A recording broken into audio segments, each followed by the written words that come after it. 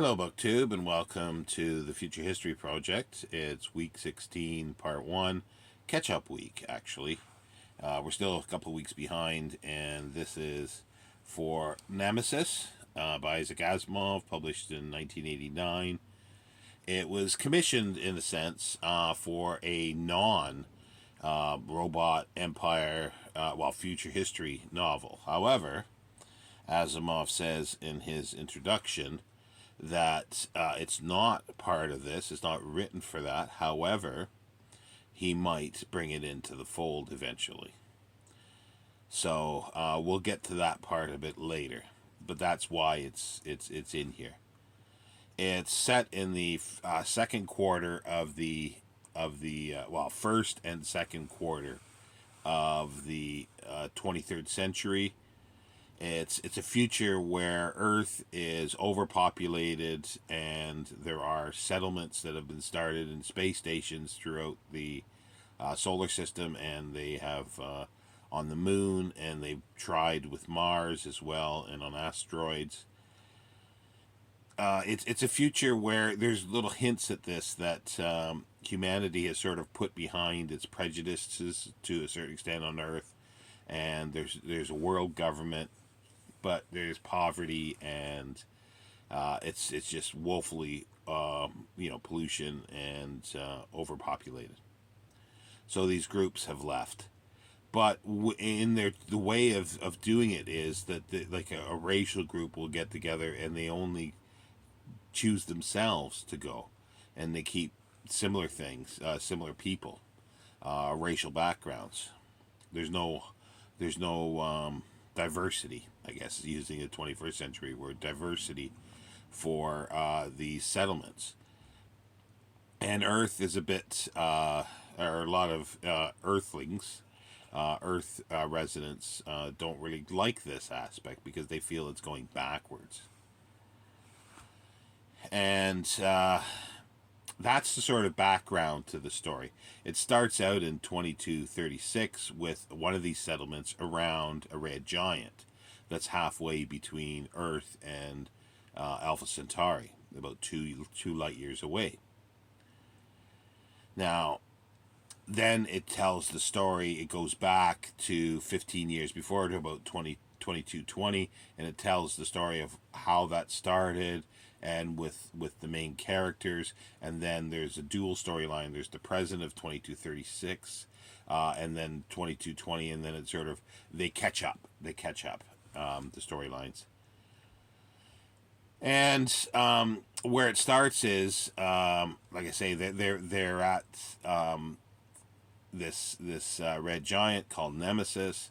The settlement is in orbit around an Earth-like planet, Earth size, but that also is a moon of a mega planet called Mega, but it's a Jovian type gas giant.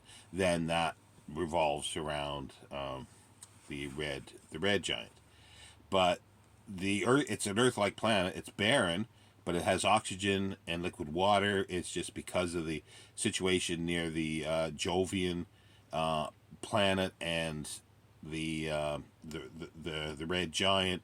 It's warm enough, not too warm, but warm enough, and not too cold. Now,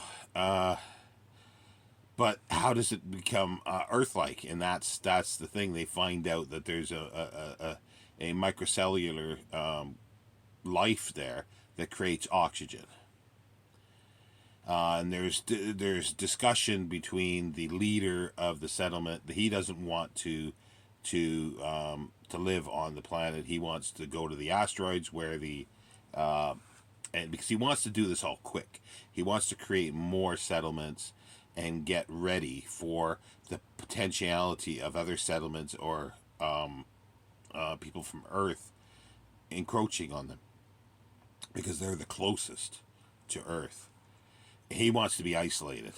He wants to have their own sort of experiment in taking humanity in a different way, because he feels they've screwed up on Earth. But the settlement, the people of the settlement want to be near the planet, so they do. They stay near the planet, but they are building out in the in the asteroids. It slows things down for him. But they find on the planet that things aren't all perfect. They can breathe the air, they can drink the water, and everything like that. But they soon find that some people are coming down with a plague, a mental plague. That it's mental. They don't die, but they are mentally deranged from this. So they create a dome, and they filter everything. They try to filter out all these microscopic organisms. So that's the sort of situation. And but 15 years before, 16 years before, in 2220, there was a young woman. She becomes a astronomer, and she falls in love while she's on Earth, going to university with an Earthman. And then they get married, and they're on the settlement. They have a child. But we find out that he is sort of a spy for Earth, trying to find out information about their science, because they think that this settlement has something called hyper assistance, an ability to move near the speed of light for travel, and nobody else has that at this point. So he's sent to do this, but he does fall in love and have a child. And they do indeed have this. They can't go faster than the speed of light, but they call it hyper assistance, where they can go up to the speed of light for fractions of a second, jump, sort of leapfrog to somewhere. And they've sent a probe out, and it comes back to say that the woman, she's an astronomer, so she finds a red giant that she calls Nemesis, that's halfway between Earth and Alpha Centauri. And it's conveniently hidden from the Earth by a dust cloud. So she, the leader, or who he becomes the leader of the settlement, wants to leave because they want to isolate themselves. As I say, they want to have their own, future away from Earth, without the baggage, without the tainting of the past, creating their own future and a new experiment. So they decide to leave, but Crilly Fisher, who's the agent, doesn't want to go. Obviously, he wants to stay, so he does stay, and his wife and child leave. He doesn't have that information, and the agency that he works for is not too happy with him. But eventually, from things like, they don't even know where they went, but from talking, he realizes that, well, okay, they've got this information from this probe they sent out, and obviously they wouldn't have given all the information out. So the information they didn't give out, that's where you look. So they did then find in the telemetry and I don't know if that's the right word, but the scientific data, that there is a red planet there, and they also find a red giant. Sorry, that they also find that it's on a collision course with Earth, or at least potentially so. But it'll take 5,000 years to destroy the Earth. And the head of this agency is just livid. He thinks they've purposely left and didn't tell them about this, and don't care that if Earth gets destroyed. But they actually didn't know at that time that this was happening. They never actually did it. And after they get there, she finds out, the astronomer finds out that it's potentially so, and wants to do more research. But the head of the settlement, doesn't really want her to do this, and he sort of keeps her quiet by giving her in charge of the astronomical unit, in a sense. But her daughter is now 15 years old, because it's taken all this time, and she has this odd ability to read emotions very well. She knows if somebody's lying or bluffing or any of this stuff. And the leader has a bit of this, but he finds her, intimidating and dangerous to him, because he wants to control things. He has a path, and he's sticking to it for the future of their part of humanity. So he wants to basically get rid of her. So they're on the planet. Like I say, there's this possible plague, but a mother wants to do research to find out, exactly how the red giant is going to affect Earth. So he sends her and her daughter down to the planet and hopes that the daughter gets this plague. But it turns out that she doesn't get the plague because there is no real plague. It's an intelligence on the planet of these microorganisms, and they've been trying to communicate, but it screws up people's minds generally. But hers is attuned to this because of her ability to read emotions. And as a collective, they are very intelligent, but it's an alien intelligence. Meanwhile, back on Earth, they are still, they're still living, and they're trying to, find out and discover this hyper assistance. But they also realize that's going to take too long. It's going to take another 2 years and all this kind of stuff. And to do this, to get there, once they build something for this. So they want to do a faster than light travel. Everybody, like the physicists, say it's impossible, but there was a theoretical physicist that had postulated the possibility of this, and she gets recruited by the Earth, and they spend 10 years, 12 years developing this and building a ship for this. So that's where the time frame it is. It switches from Earth to the Nemesis and the settlement there.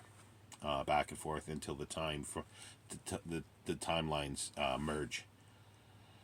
So they build a ship, and they're going to the Nemesis, and because they realize that the Earth needs a place to offload its people, humans, and to save humanity and move them out to the stars. It's a little the plot there is a little shaky because it's like, why do they need this planet then? It's they don't need it really as a way station because they've got this hyperspace drive.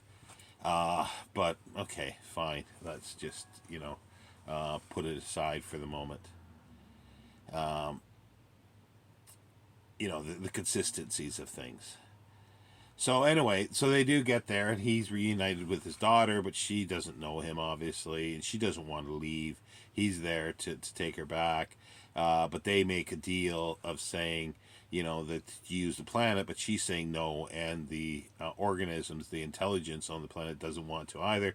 But because, conveniently, another solution is given because there was an issue with the hyperdrive that they had, and there were errors of some sort because they didn't calculate things of gravity pushing each other apart.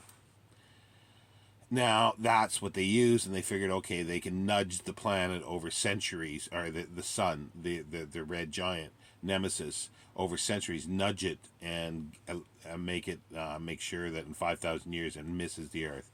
So everybody's happy, and the intelligence on the planet is sort of gathering and wants people that it can, like the girl, Marlene, that it can communicate with, and it sort of destroys the commander's plan for the future, and he realizes now humanity's going to go out into the galaxy and do the same thing with the petty issues and everything like this, and bring all the baggage with it. And he never really wanted that. And then he postulates there's an interesting little bit at the very end. It's part of the epilogue, and he says here, who would be able to make sense out of a galaxy when no one had ever made sense out of a single world? Who would learn to read the trends and foresee the future in a whole galaxy teeming with humanity. Nemesis had indeed come. And like the Nemesis was sort of like the Nemesis for Earth to destroy the Earth, but now he feels that the Nemesis is humanity for the galaxy. But who is that? Who could look at things and see trends and plot a future? I won't give away anything, but we'll find that out in the Foundation's stories. So that's where I say he hints at things, and Asimov does. But there's other things that are interesting in here. Robots are alluded to, but robots are absent even from the from space. And in the robot stories, robots are everywhere in space, and they've been banned sort of from Earth, but there's that inconsistency in the story.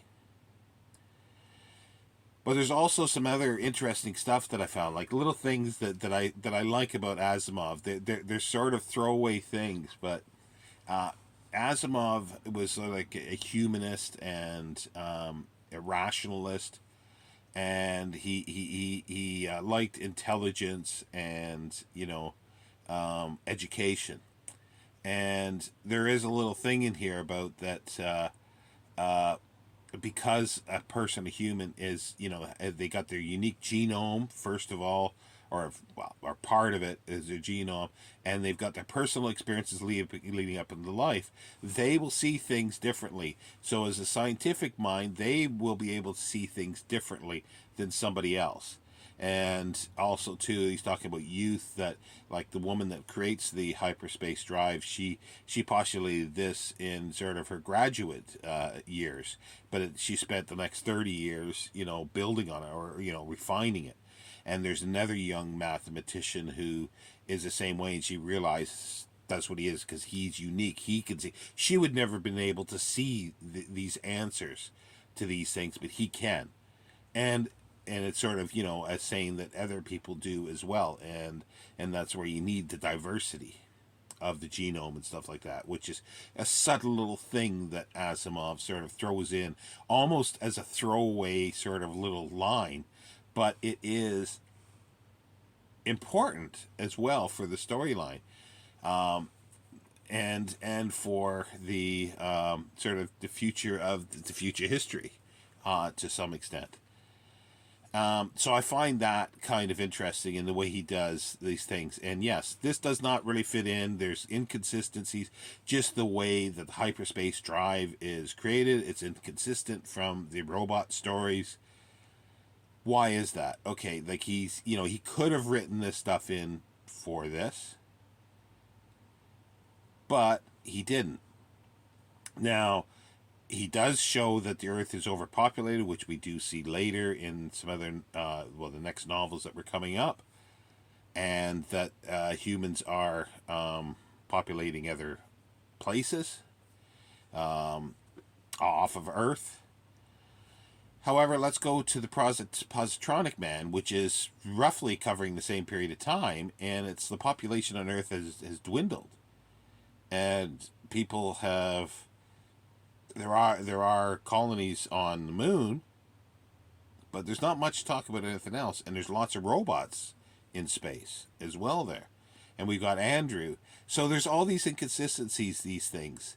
So like the Bicentennial Man / Positronic Man doesn't really fit into this history. The sociology of this and the culture kind of fits in.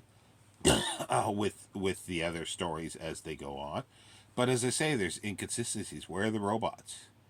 They're alluded to that the first test flight and stuff like this, few things and robots were used, but very sort of tangentially. It's just referred to. Now, there's been a lot of people arguing that it has no place in the future history timeline, but Asimov was a little tricky because he, like I've said over and over again, where he never had a timeline that was set out. So he writes something and then tries to fit it in if he wants to later.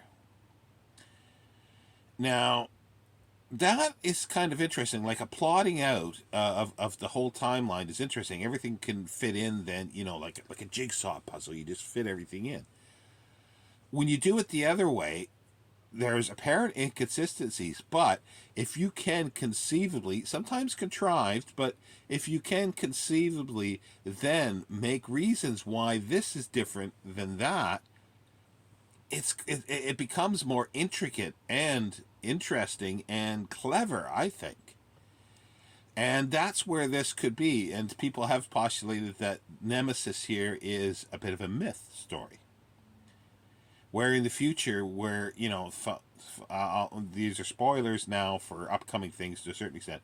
There are no robots in the Foundation series and stuff, more or less. There is one, but we'll gloss over him at the moment. Now, obviously, they don't want, there's going to be these fairy stories or mythological stories, and there are reasons why, especially this one robot would not want a history of robots and things like that. So this is the kind of thing where he's edited history for the betterment of humanity.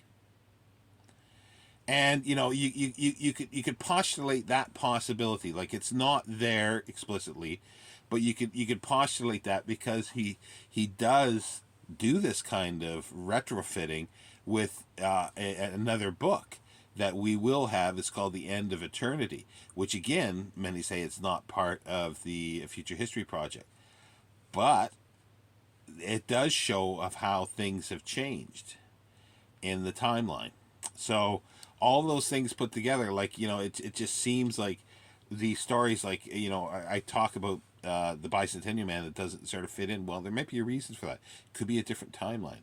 All these types of things where it could have been retrofitted for that, a different timeline, a different way, and then it's, the future got changed. Or it could be, this is sort of a fairy tale, a story, that, was created, but it that, well, that doesn't work because we didn't have that. Like, the official history doesn't have this. So, okay, well, that's just a story. That's just a story. Or is it? And the other robot stories where, there's a future Cold War that's going on for centuries. That doesn't fit in either. Or does it? I'll leave it there to ponder, because I find that very interesting. Like, the question is, I guess the question is, like, any that are following on or people that have these things, do you think it's better to have a storyline that's plotted out, like, like if you can do a future history, you've got the timeline and you put everything in like a jigsaw, or you do it potentially where it's shotgun effect and you do the individual stories, and then eventually you tie these things in and explain the inconsistencies. The problem with the Future History Project is Isaac Asimov died before he potentially could have explained away everything to a certain extent. That's a downfall of it. However, you do see evidence of him doing that kind of thing. Now, is that more clever? Is that more clever, or more inventive than just plodding along and fitting things in their sequence? Or, creatively going, okay, well, I wrote this and it doesn't fit in there, but, that explains it. Again, it can be contrived, but is it more clever? That's where I'll leave it there. And the next story that I'll be doing is Mother Earth. That's anyway. I'll explain that in part 2 of this week of Catch Up Week. Take care, BookTube.